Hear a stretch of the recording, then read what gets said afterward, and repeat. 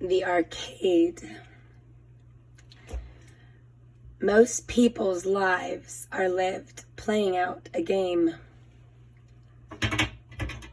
never knowing a feeling of who they actually are in essence. Most of what people hold on to and think is so important, they lose along the way anyway. In this game of virtual reality, the nature of this game can flux and alter in a moment. What you are willing to carelessly tear out someone's heart over in one moment becomes lost and meaningless in the next.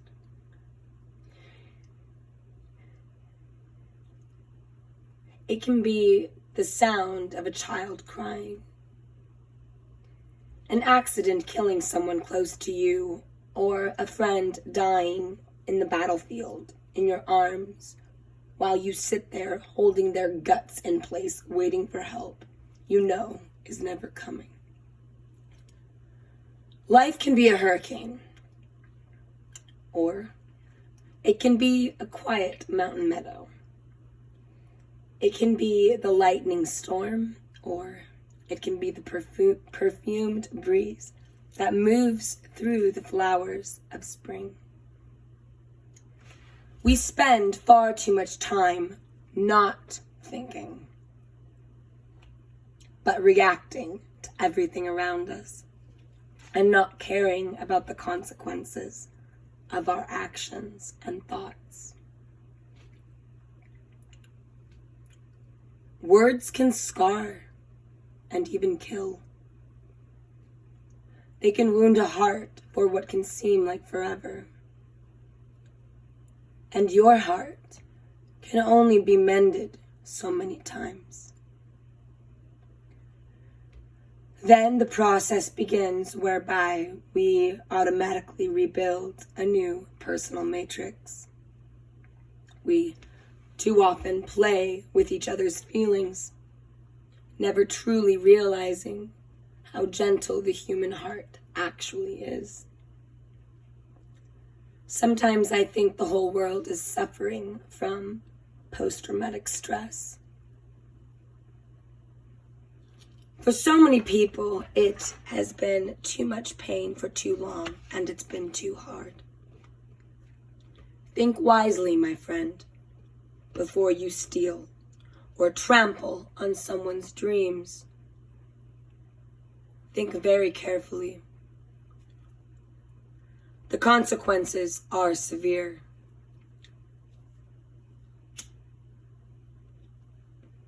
No one escapes Tankashalas, the grandfathers. No one escapes dealing with the spirit world. This dream is temporary, but the spirit world always is. You are spirit, and thus you were created a part of that forever world, and we never outrun ourselves. We are the judges and the jury. We elect to continue or to quit. And the price for suicide is not worth the exit. Trippy. It's weird. Oh, just chills. Someone that I was having a little tiff with, I ran into today, and we hugged it out. His tribe mentioned suicide comes up quite a bit. I'm not sure if anyone who comes across this that is listening can resonate with that. But, So after the wild ride, we realize that life is consciousness. It is our memories. It is our feelings. It is our experiences. It is our relationships. Life is our children.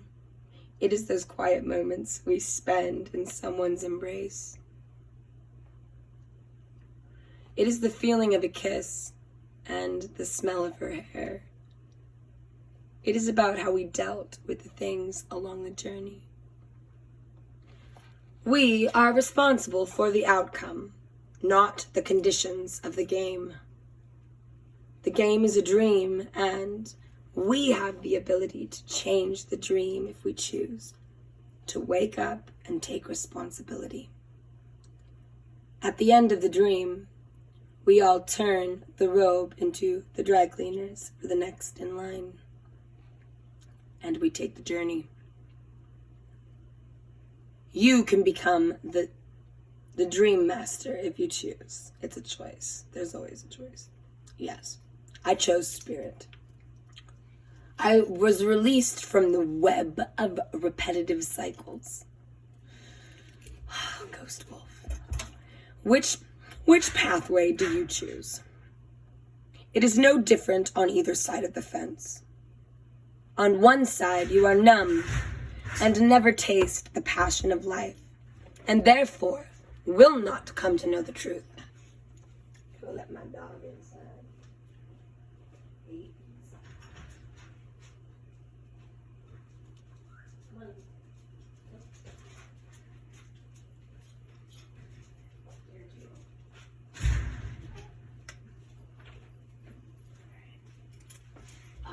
Pardonnez-moi.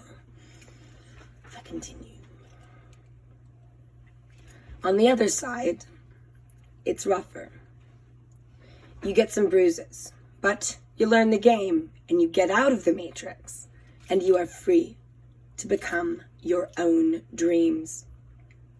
On either side, you come to realize most people just pick the fence. I'm gonna chime in.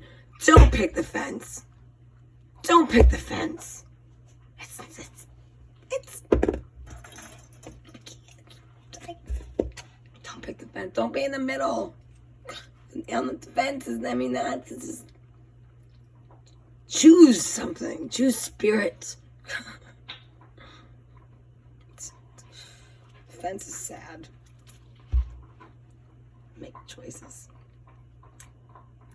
The road to here seems so multi-layered now. It is like following a labyrinth. So many pathways where I thought were the highway to Shambhala turned out to be only one path leading to another, which led to another leading to several, which led to yet another. In our brief history as humanity, war and the ravagings of the centuries and cataclysmic events have broken so many links to our past. I still struggle to calculate how to speak about some of the truths I have found.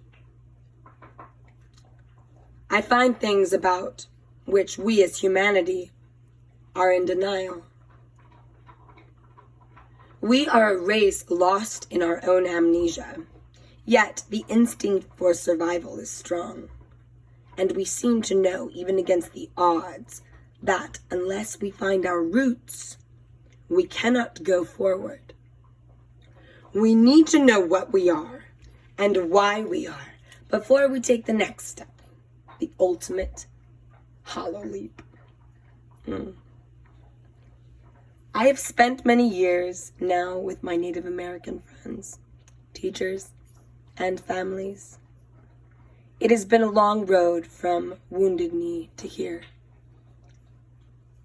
Many of the elders who stood by my side and guided me are no longer here.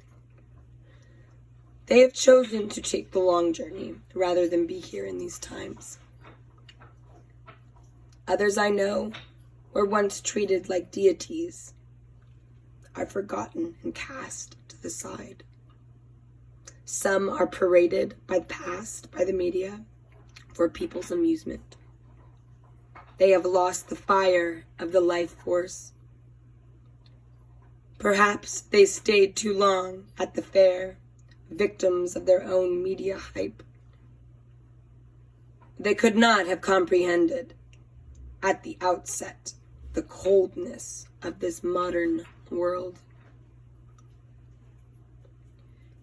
It has become a heartless world, this modern world of ours.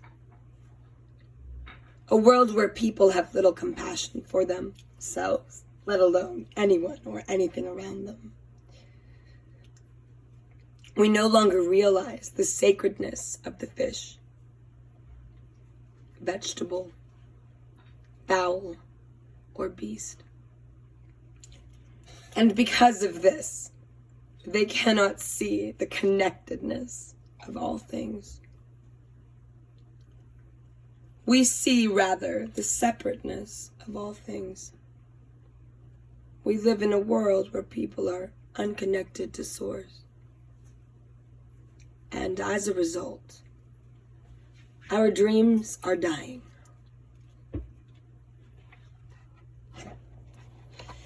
Oh, I am the walrus. The Nagal has returned.